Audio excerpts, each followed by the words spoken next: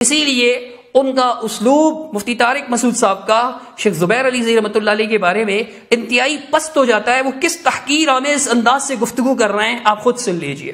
حافظ زبیر علی زئی جو ہے نا اس کے استاد تھے, جو اہل حدیث کے, وہ بھی ماشاءاللہ بہت بڑے فتنے تھے. اہل حدیث میں سارے علماء فتنہ نہیں ہیں, لیکن زبیر علی زئی بہت بڑا فتنہ تھا. میں نے اس کی کتابیں پڑھی ہیں, اس کی کتابوں میں بہت جھوٹ میں نے خود پکڑا ہے.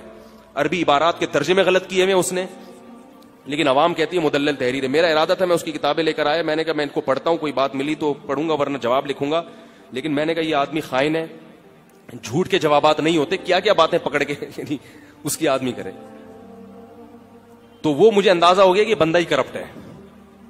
پتہ نہیں لوگ اس کو کیوں فالو. میں یہ نہیں کہہ رہا اہل حدیث میں سارے علماء کرپٹ ہوتے ہیں. دیکھ لیجئے مفتی صاحب نے اس پر گفتگو فرمائی, بار بار شیخ محترم کو فتنہ قرار دیا, بہت بڑا فتنہ بھی کہا, اور بار بار جھوٹ کا الزام لگایا, خائن کہا, اور یہ بھی کہا غلط ترجمے کرتے ہیں, اور کرپٹ تک کہا. شیخ صاحب کو کرپشن کا الزام لگاتے ہوئے کرپٹ تک کہا, اور یہ سب الزامات لگاتے ہوئے باقاعدہ یہ باور کروایا کہ یہ مفتی صاحب تحقیق سے اس نتیجے پہ پہنچے. سنی سنائی بات نہیں ہے, چونکہ وہ کہہ رہے ہیں کہ میں نے کتابیں پڑھی اس کی, اور پھر کہتے ہیں کہ میں اس کی کتاب لے کر آیا.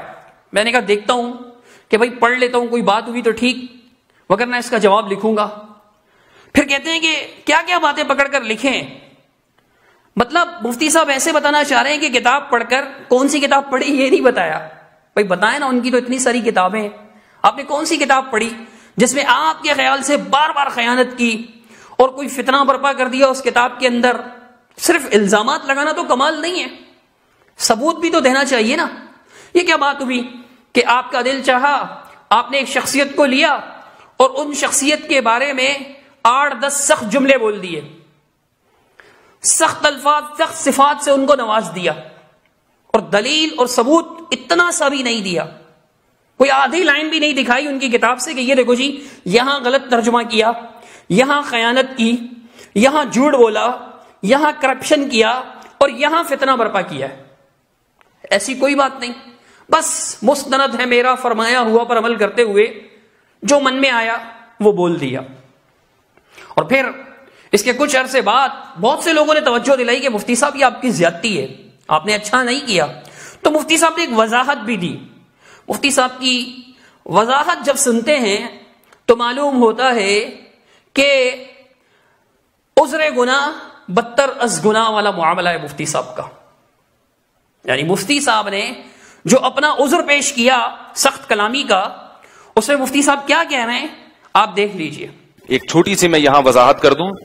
میں نے حافظ زبیر علی زئی صاحب ہیں, ایک عالم گزرے ہیں اہل حدیث میں جن کا انتقال ہو گیا, ان کا نام لے کے ان کے بارے میں کہا کہ وہ کرپٹ تھے. اس طرح کی بات کی جو مجھے نہیں کرنی چاہیے تھی لیکن کر دی.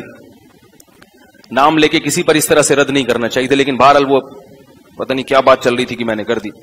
اس پہ بہت سے لوگوں نے کمنٹس بھیجے کہ آپ نے ایک عالم کا نام لے کر اتنے غلط کمنٹس کیے ان کے بارے میں. اس قدر بدتمیزی والے لہجے سے اس نے اپنی کتابوں میں نام لکھا ہے. امام محمد ابن حسن کے بارے میں لکھا ہے بنو شیبان کا لونڈا تھا. مفتی صاحب یہ بتانا چاہ رہے ہیں کہ جی مجھے لوگ نے کہا کہ بھئی آپ کو ایسا نہیں کرنا چاہیے تھا, ٹھیک ہے مجھے نہیں کرنا چاہیے تھا, لیکن یہ خود کتنی سخت کلامی کرتے تھے. پھر مفتی صاحب نے باقاعدہ اپنے طور پر ثبوت دینے کی کوشش کی, حالانکہ یہ ان کا میدان ہی نہیں ہے, ثبوت دینا ان کے بس کی بات ہی نہیں ہے. یہ بس الزام لگا سکتے. اتنا بڑا الزام لگایا, کہتے ہیں کہ جی انہوں نے امام محمد بن حسن جو ہیں ان کو کیا کہا, شیخ زبیر علی زئی نے کہتے ہیں ان کے بارے میں ایک مضمون لکھا اور اسے کہا کہ یہ بنو شیبہ کا لونڈا تھا. کہتے ہیں کہ دیکھو جی کتنے جو ہے نا وہ بدتمیزی سے پیش آتے تھے, اسلاف کا نام کتنی بدتمیزی سے لیتے تھے. مفتی صاحب کون سے اسلاف میں سے کس سلف کا نام, کس بزرگ کا نام انہوں نے بدتمیزی سے لیا ہے؟ مثال تو پیش کرتے.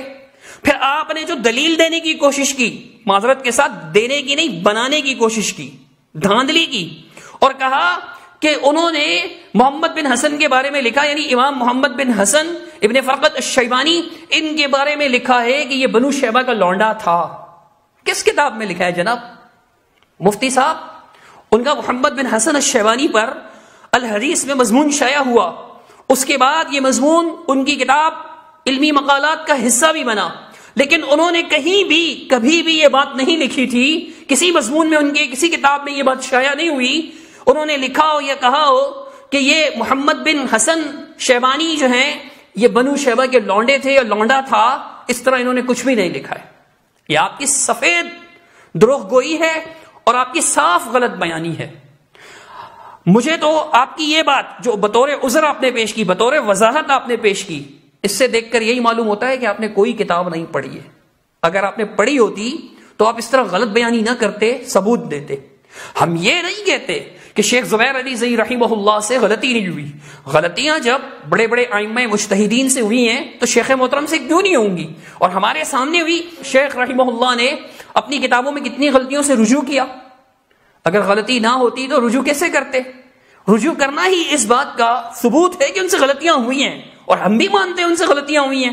لیکن یہ کہنا کہ جی غلط ترجمے کیے، خیانت کیے، جھوٹ بولا ہے، کرپشن کیے، یہ سب مفتی طارق مسعود صاحب کے دل کا بغض ہے جو وہ اپنے زبان پر لے آئے اور انتہائی ردی اسلوب میں، انتہائی پست اور تحقیر آمیز اسلوب میں انہوں نے بیان کیا. ان کو ایسا کرنا نہیں چاہیے. مفتی ہیں وہ، دیکھیے نا اگر کوئی ان کی کردار کشی کرتا ہے تو انہیں کتنا دکھ ہوتا ہے. باقاعدہ آ کر کے بتاتے ہیں کہ یار مجھے گالیاں دینے سے کچھ نہیں ہوگا، دلیل دو. تو پھر آپ کو بھی چاہیے نا کہ دوسروں کے بارے میں سختی سے کلام نہ کریں. مفتی صاحب دلیل کے ساتھ بات کریں، دلیل کے ساتھ بات کریں. اگر آپ کہیں ایک آدھ ترجمے کی غلطی دکھا بھی دیں تو کیا آپ اپنے اکابر کی کتب کو محفوظ سمجھتے ہیں؟ کیا ان کے کہیں بھی ترجموں میں غلطی نہیں ہوئی؟ آپ کہیں گے کہ جی مقصود ان کا ترجمہ کرنا نہیں تھا، مفہوم بیان کر رہے ہوں گے. یہاں بھی یہ مقصد سمجھ لیتے. ہاں اگر کہیں انہوں نے اپنا مفہوم مقصد ثابت کرنے کے لیے جان بوجھ کر کہیں غلط ترجمہ کیا ہے، آپ پیش کیجئے اس کی مثال. لیکن آپ کی ان تمام باتوں سے ظاہر ہے کہ کرپٹ شیخ زبیر علی زئی رحمۃ اللہ علیہ نہیں، کرپٹ آپ بذات خود ہیں. یہ آپ کی کرپشن ہے کہ آپ نے سارا الزام لگا دیا اور کہا کہ انہوں نے اپنی کتاب میں لکھا ہے کہ امام محمد بن حسن بنو شیبہ کا لونڈا تھا. کس کتاب میں لکھا ہے؟ ذرا بتائیں گے مفتی صاحب؟ آپ کبھی بھی نہیں بتا سکتے، چونکہ شیخ زبیر علی زئی رحمۃ اللہ علیہ نے ایسا نہیں لکھا ہے.